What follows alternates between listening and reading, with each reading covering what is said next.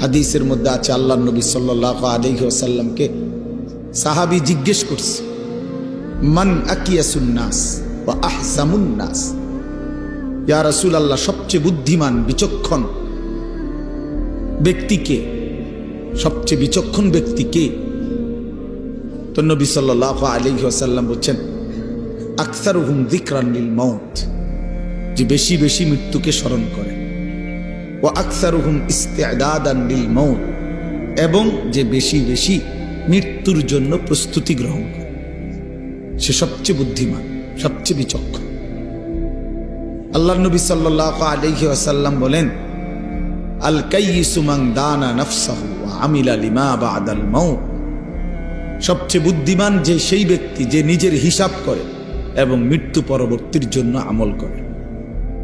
হিসাব করে নিজের, আজ আমার সারা দিনের অর্জন কি, আজকের সারা দিনে 5 ওয়াক্ত নামাজ তো চলে গেল, আমি পড়লাম কয় ওয়াক্ত? আজকের সারা দিনের 12 ঘন্টা 24 ঘন্টা তো আমার হায়াত থেকে শেষ হলো, আমার এই জবান দিয়ে আল্লাহ পাকের নাম উচ্চারণ হলো কয়বার? কয়বার মনে পড়লো যে আমার একজন মালিক আছে? কয়বার মনে পড়লো আমার একজন রসুল আছে? কয়বার মনে পড়লো আমার একটা ধর্ম আছে? বলেন। এই জন্য নিজের হিসাব করে, সে বুদ্ধিমান এবং প্রতিনিয়ত মৃত্যু পরবর্তীর জন্য আমল করে।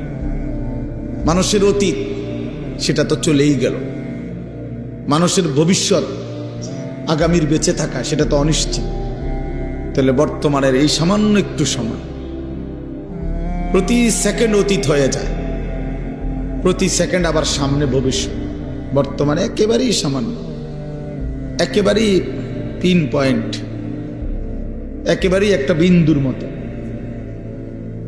তাইলে এই সামান্য দুনিয়া, অল্প কিছুক্ষণের দুনিয়ার জন্য এত অস্থির না হওয়া।